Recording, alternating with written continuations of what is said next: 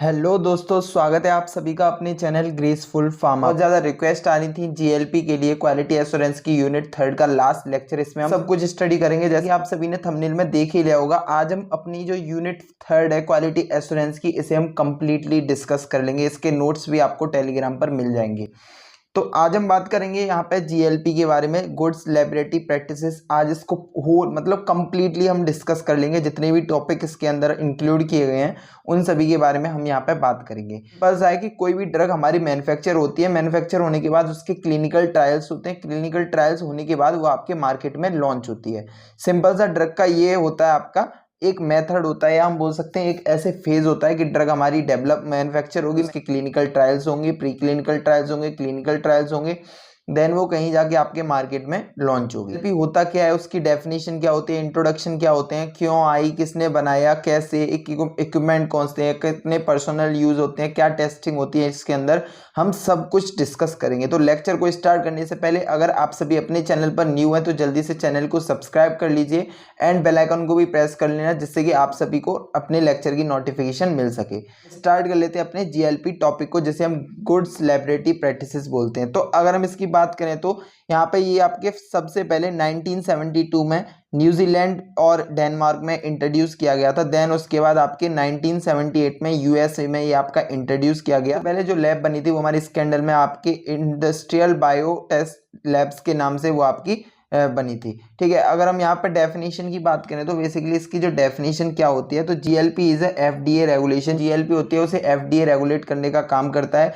GLP is a quality system. तो ये क्या है आपका, जीएलपी क्या है, एक क्वालिटी से रिलेटेड आपका एक सिस्टम है, concerned with the organisation process and condition under which the non clinical health and environmental safety studies are planning perform recorded achieving and reporting. इसका इसलिए हमारी जो जीएलपी होती है उसका मेन फोकस हमारे नॉन क्लिनिकल ट्रायल्स होते हैं, उन पे बहुत ज़्यादा फोकस होता है हमारे जीएलपी का। अब इसमें डेटा कलेक्शन में क्या आता है, बेसिकली यहाँ पे सेकंड टर्म है आपका डेटा कलेक्शन। तो non clinical studies refer to the in vitro and in vivo experiments वगैरह होते हैं, जैसे कि आप सभी ने देखा भी होगा कि तो वो हमारी क्या है, मार्केट में आने से पहले आपके उसके इन विट्रो जो टेस्टिंग होती है या इन विट्रो एक्सपेरिमेंट होते हैं वो होंगे वहाँ पे, जो कि नॉन क्लिनिकल स्टडी में हमारे डिफरेंट मॉलिक्यूल्स के साथ आपकी उस ड्रग की टेस्टिंग की जाएगी। फिर उसके नेक्स्ट आता है main purpose of GLP to ensure data safety, consistency, high quality and reliability of chemicals in the process of non clinical and laboratory testing. Purpose क्या होता है कि जब भी हमारी लैब में टेस्टिंग की जाएगी तो वो ड्रग की सेफ्टी को अच्छी तरह से इंश्योर करना है, मॉनिटर करना है कि भाई वो हमारी सेफली तरीके से बनी है, भी हमें रिजल्ट मिलेगा उसे अच्छी तरह से हमें कंसिस्टेंसी के साथ अच्छी तरह से हमें चेक करते रहना है, हाई क्वालिटी की टेस्टिंग करनी है। एंड केमिकल्स है वो हमारे प्रोसेस के साथ, जो नॉन क्लिनिकल ट्रायल्स होती हैं, लेबोरेटरी टेस्टिंग हो रही है, उनके साथ हमारे केमिकल्स की कैसी रिलायबिलिटी है, वो भी सारी चीज़ें हमें वहाँ पे चेक कर लेनी है। अब हम देखते हैं नेक्स्ट कि बेसिकली यहाँ पे हम देखेंगे कि जो जीएलपी है उसे क्यों क्रिएट किया गया, क्या रीजन था जिसके लिए हमें जीएलपी की जरूरत पड़ी, क्यों जरूरत पड़ी हमें जीएलपी के लिए। तो सिंपल सा है, वही सारी चीजें यहाँ पे आपकी लिखी गई हैं। मैं उन्हें बस आपको एक थ्योरी फॉर्म में लिखूंगा, बहुत ही ईजी वे में ही आपको, क्योंकि जो क्वालिटी एश्योरेंस है जो आपका सब्जेक्ट, ये पूरा पूरा थ्योरी बेस्ड सब्जेक्ट है। तो जितना आप समझेंगे उतना आप अपने आप इजीली तरीके से बना सकते हैं। कि जो हमें जरूरत क्यों पड़ी, बेसिकली कि आपके जो 70s में जो एफडीए थी उसके पास प्रॉपरली तरीके से डेटा नहीं पहुंच पा रहा। अब डेटा क्यों नहीं पहुंच पा रहा था, कौन सा डेटा नहीं पहुंच पा रहा था, तो जैसा कि अभी हमने देखा था इसके इंट्रोडक्शन में, जो जीएलपी होता है उसका मेन काम होता है कि नॉन क्लिनिकल जो ट्रायल्स किए जाते हैं उन्हें गाइडलाइंस प्रोवाइड करना, उन पर नजर रखना। अब नजर क्यों रखेगा, सिंपल सा है कि जब हमारी कोई ड्रग है वो हमारी मैन्युफैक्चर होगी, मैन्युफैक्चर होने के बाद उसके इन विट्रो बोल सकते हैं, हम बोल सकते हैं आपके नॉन क्लिनिकल ट्रायल्स होंगे, उसके बाद प्री क्लिनिकल ट्रायल्स होंगे, क्लिनिकल ट्रायल्स होंगे। कि क्या होता था कि जो नॉन क्लिनिकल ट्रायल्स होने के बाद आपकी जो प्री क्लिनिकल ट्रायल्स की जो स्टेज आती है वहाँ पे आपकी धांधली वगैरह हो रही थी, जिससे कि आपके जो क्लिनिकल ट्रायल्स होते हैं वहाँ पे बहुत ज़्यादा हमें इफेक्ट शो हो रहे थे, मतलब जो साइड इफेक्ट हो रहे हैं वो हमारे बहुत ज़्यादा शो हो रहे थे, क्योंकि जो साइड इफेक्ट हमारे नॉन क्लिनिकल स्टडीज में या हमारी प्री क्लिनिकल स्टडीज में हमें मिल जाने चाहिए थे, वो हमें क्लिनिकल स्टडीज में मिल रहे थे। तो जिससे क्या हो रहा था कि बहुत ज़्यादा प्रॉब्लम्स क्रिएट हो रही थी था हमारे पास, वो पूरा का पूरा हमारा FDA टीम थी उसके पास नहीं पहुंच पा रहा था, इसलिए वहां पे हमारा फिर GLP को क्रिएट किया गया कि भाई जो GLP होगी वो सबसे पहले मॉनिटर करेगी आपके नॉन क्लिनिकल जो ट्रायल्स किए जाते हैं, अलग डिफरेंट डिफरेंट मॉलिक्यूल्स के साथ आपकी नॉन क्लिनिकल स्टडीज की जाती है ड्रग की। वहां पे हमारे GLP को क्रिएट किया गया कि भाई GLP हमारी नॉन क्लिनिकल जो स्टडी की जाती है वहां पे फोकस करेगा, उन्हें गाइडलाइंस प्रोवाइड करेगा जिससे कोई भी फ्रॉड वगैरह आगे ना हो। अब सिंपल सा है कि जब फ्रॉड वगैरह नहीं होगा तो हमारी जो प्री क्लिनिकल ट्रायल्स भी अच्छे से होंगे, क्लिनिकल ट्रायल्स भी अच्छे होंगे और आपके नॉन क्लिनिकल ट्रायल्स भी अच्छी तरह से होंगे, और जो भी डेटा होगा, जो भी रिपोर्ट होगी वो हमारे FDA को अच्छी तरह से सबमिट भी की जाएगी। अब हम इसकी ऑब्जेक्ट की बात करते हैं तो बेसिकली इसके ऑब्जेक्ट क्या होते हैं। ऑब्जेक्ट में हमारा सबसे पहले आता है GLP provide the data submitted are accurate from the result which are obtained during a course of the study. अब इसके अंदर क्या होता है कि जो भी हम पूरी की पूरी जो ड्रग की स्टडी करेंगे, ड्रग का जो भी हमें रिजल्ट मिलेगा, ड्रग से जो भी हम स्टडी करेंगे, टेस्टिंग करेंगे, उसके पूरे के पूरे डेटा को हम अच्छी तरह से सबमिट करेंगे और जो एक्यूरेट डेटा होगा हम उसे ही वहां पे FDA तक पहुंचाएंगे। सेकंड है डेटा ऑब्टेन्ड इज ट्रेसेबल। मतलब क्या है कि डेटा को हम यहाँ पे क्या करेंगे, जब हमारा अच्छी तरह से आपकी रिपोर्ट बनेगी, डेटा हमारे अच्छा होगा, जब हम उसे FDA को सबमिट करेंगे तो जो भी डेटा होगा उसे हम आसानी से पता लगा सकते हैं कि भाई ये हमारा ऐसे ऐसे है। नेक्स्ट आता है there is an international acceptance of the tests. तो जो इसका मतलब है कि GLP का जो टेस्टिंग की जाती है वो हमारे इंटरनेशनली मान्य होती है, मतलब जो इंटरनेशनली तरीके से वो हमारे मान्य होती है। तो GLP की एडवांटेज क्या होती है कि to assure that the data are a true reflect of a result obtain from the studies. मतलब जो क्या है, जब हम GLP की गाइडलाइंस को अच्छी तरह से फॉलो करेंगे तो सिंपल सी बात है, जो भी हमारे पास डेटा आएगा या जो भी ड्रग होगी हमारी, वो हमारी बहुत ही अच्छी क्वालिटी में वो हमें मिलेगी। Pre clinical safeties, residual safeties. Next है generation of high quality and reliable test data. इसका मतलब है कि जो भी हम प्रोडक्ट बनाएंगे या जो भी प्रोडक्ट हमारा बन रहा है, मैन्युफैक्चर हो रहा है, उसकी जो टेस्टिंग की जाएगी वहाँ पे हमें बहुत ही अच्छी तरह से, बहुत ही अच्छी क्वालिटी का हमें प्रोडक्ट मिलेगा। Mature expectation of data and increase public confidence. Simple सी बात है, जब अपनी ड्रग अच्छी होगी तो जो पब्लिक का कॉन्फिडेंस होगा, पब्लिक सेटिस्फाई रहेगी।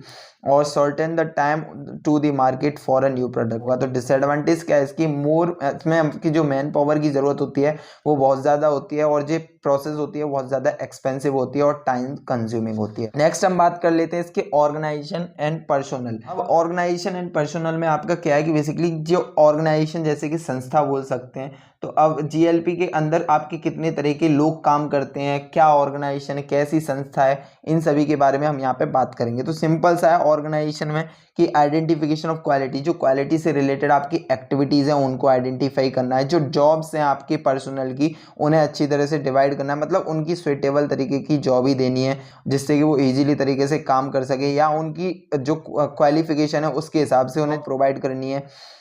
Define the authority, the responsibilities of each job and relationship of each job with the other job। एक फार्मास्यूटिकल कंपनी है तो उसके अंदर क्या है, आपके अलग अलग सेक्टर हैं, तो जो सेक्टर वाले मेंबर्स हैं उनके साथ मतलब जो रेस्पॉन्सिबिलिटीज़ हैं वो बराबर होनी चाहिए और आपकी जो रिलेशनशिप है दोनों के बीच में वो अच्छा होना चाहिए। To develop a company quality plan for achieving the company goal. इसका मतलब है कि जो भी वहाँ पे कंपनी की क्वालिटी को प्लान करेगा, डेवलप करेगा, गोल्स वगैरह को अचीव करने वाला वहाँ पे आपका एक प्रोफेसर या हम बोल सकते हैं कोई होना चाहिए, कोई पर्सन होना चाहिए वहाँ पे आपका। एंड जो मेंटेन ऑफ रिकॉर्ड्स, जो रिकॉर्ड्स वगैरह मेंटेन करे, प्रेमिसेस इक्विपमेंट्स वगैरह चेक करे, मैन्युफैक्चरिंग टेस्टिंग वगैरह, इन्वायरमेंटल, इन सभी के बारे में भी अपने पास नॉलेज रखे, ये भी वहाँ पे होनी चाहिए। अब पर्सनल में क्या है, कौन कौन से लोग होने चाहिए वहाँ पे, तो each individual engage in the conduct of supervision. इसका मतलब क्या है, वहाँ पे जो भी नॉन क्लिनिकल स्टडीज जब हों तो वहाँ पे एक आपका एक सुपरवाइजर की तरह एक इंडिविजुअल पर्सन होना चाहिए जो हर काम को एक सुपरवाइज करे, मतलब एक अपने वे में देखे, ठीक है, जिससे कि जो भी प्रॉब्लम्स अगर क्रिएट होंगी तो वो उन्हें बता सके कि ऐसे नहीं ऐसे करना है, ये सारी चीज़ें। अब पर्सनल में क्या क्या रिक्वायरमेंट होनी चाहिए, जैसे कि वो एजुकेटेड होना चाहिए, उसे ट्रेनिंग होनी चाहिए, जनरल ट्रेनिंग होनी चाहिए, स्पेसिफिक ट्रेनिंग होनी चाहिए, एक्सपीरियंस हो तो और ज़्यादा अच्छा है, personal sanitisation and health precautions के बारे में उसे पता होना चाहिए, मतलब ऑलमोस्ट हम बोल सकते हैं एक प्रॉपर तरीके का केमिस्ट होना चाहिए, जो भी नॉन क्लिनिकल स्टडीज की जा रही हैं उनसे रिलेटेड उसे नॉलेज हो। अब नेक्स्ट हम बात कर लेते हैं इसके testing facilities operations. Testing facilities operations में आपके दो आते हैं, स्टैंडर्ड ऑपरेटिंग प्रोसीजर जो आप बहुत ज़्यादा अच्छी तरह से जाते हैं, एंड एनिमल केयर जिसे हम आगे बात करेंगे। अब नेक्स्ट आती है आपकी यहाँ पे testing and control article. Testing and control article ये आपके बहुत ज़्यादा पूछा गया है, 2 मार्क्स में आपके बहुत ज़्यादा पूछा गया है। सो इसके अंदर हम देखेंगे testing and control article handling sampling and storage. मतलब जो भी वहाँ पे हमारे आर्टिकल्स हैं उन्हें टेस्ट कैसे किया जा रहा है, कंट्रोल कैसे किया जा रहा है, कैसे हैंडल किया जाए, क्या सैम्पलिंग है, क्या स्टोरेज एरिया है, इन सभी के बारे में हम यहाँ पे देखेंगे। मिनिमम रिस्क ऑफ कंटामिनेशन और डैमेज, मतलब जो भी हमारी ड्रग है या प्रोडक्ट है जो हमारे कंटामिनेशन के चांसेस होते हैं वो हमारे कम हो जाएंगे अगर हम उसे नॉन क्लिनिकल ट्रायल्स में अच्छी तरह से कर लेंगे। तो सेकंड है आपका receipt and distribution of each batch is documented. Batch है हमारे पास, हर एक बैच को हमें अच्छी तरह से डॉक्यूमेंटेशन फॉर्म में रखना है और हमारे पास उनकी जो डिस्ट्रीब्यूशन चार्ट होता है और जो रिसिप्ट वगैरह होती है वो हमारे पास प्रॉपर तरीके से होनी चाहिए। Storage container should be identify information, expiry date and specific storage instruction. इसका मतलब क्या है कि वहाँ पे जो भी हम प्रोडक्ट बनाएंगे या प्रोडक्ट मैन्युफैक्चर करेंगे फिर टेस्टिंग करेंगे उनकी, तो उनके पास हमें कंटेनर में अच्छी तरह से देख लेना है कि आइडेंटिफिकेशन इन्फॉर्मेशन, मतलब वहाँ पे मार्क्स वगैरह देख लेने हैं, एक्सपायरी डेट देख लेनी है, उस पर अच्छी तरह से लिख रही है कि नहीं लिख रही है, जो होनी चाहिए वही है कि नहीं है। स्पेसिफिक स्टोरेज इंस्ट्रक्शन, मतलब कितने स्टोर में उसे होना चाहिए प्रोडक्ट को, ये सारी चीज़ें वहाँ पे चेक की जाएंगी। नेक्स्ट आता है mixture of article with a career.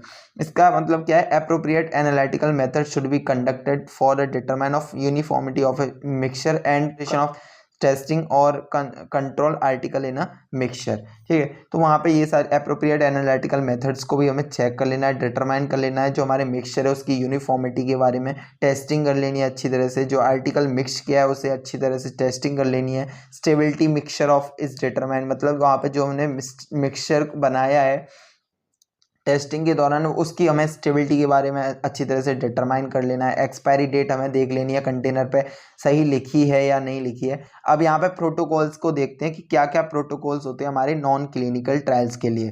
Protocols की बात करेंगे, फिर हम यहाँ पे देखेंगे कैसे हमारे नॉन क्लिनिकल जो स्टडीज़ होती है उसे कैसे कंडक्ट कराया। तो सबसे पहले कंटेंट की बात करते हैं, प्रोटोकॉल्स में क्या क्या चीज़ होती हैं। आइडेंटिफिकेशन मार्क्स देखेंगे, and title and statement purpose and identification of testing देखेंगे डिटेल में, नेम एड्रेस वगैरह, स्पॉन्सर किसने किया है, टेस्टिंग फैसिलिटीज़ क्या है, टेस्ट साइट क्या है, एक्सपेरिमेंटल डिजाइन डिस्क्रिप्शन क्या है, किस मेथड का यूज़ किया है, ये अप्रोप्रिएट स्पॉन्सर कितना है, और डोज लेवल देखेंगे आपके किस फॉर्म में लिखी है आपकी बॉडी वेट के हिसाब से, एंड मेथड देखेंगे किस मेथड से आपके एडमिनिस्ट्रेट की जाएगी। Conduct of non clinical lab studies में क्या होता है, बेसिकली कैसे कंडक्ट किया जाता है। तो ये हमारे कुछ प्रोटोकॉल्स हैं जो अभी हमने ऊपर देखी थी, उनके अकॉर्डिंग ही हम इन सारी चीज़ों को कंडक्ट कराते हैं। All specific must be labelled, मतलब जो हमारे पास कंटेनर है, जो प्रोडक्ट है, उसका जो भी लेवल होगा वो अच्छी तरह से होना चाहिए, विद प्रॉपर डिटेल में होना चाहिए, to avoid error in recording and storage of a data.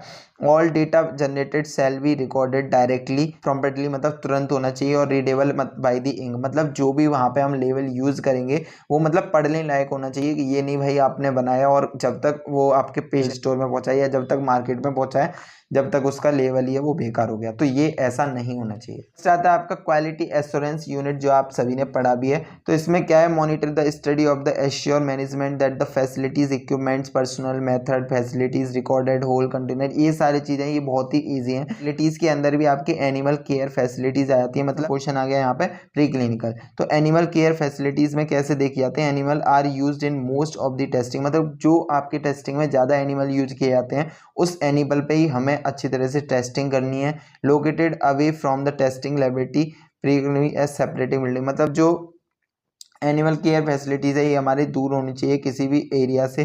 Contamination risk is reduced by the barrier system, जिस बैरियर की वजह से हमारे वहाँ पे कंटामिनेशन शो हो रही है वो सारी की सारी चीज़ें हमारी कम होनी चाहिए। प्रॉपर क्लीनिंग होनी चाहिए। Separating area for E animal of a different specific studies separate, वहाँ पे आपके जो रूम टेम्परेचर है उसे मेंटेन करने के लिए होनी चाहिए, ह्यूमिडिटी को मेंटेन करने के लिए, एयर चेंजर को मैनेज, मतलब वही सारी चीज़ें, लॉकर होना चाहिए, शावर होना चाहिए, टॉयलेट वगैरह प्रॉपर तरीके से, वॉशरूम होना चाहिए, फैसिलिटीज़, ये सारी चीज़ें वहाँ पे होनी चाहिए। वही सारी चीज़ें सेम आपको ऐसे ही करनी है, बहुत ही ईजी वे में लिखी हैं। एंड एक टॉपिक हमने इसमें डिस्कस नहीं किया, वो बहुत ही ज़्यादा ईजी था, इसलिए आप सभी उसे कर सकते हैं।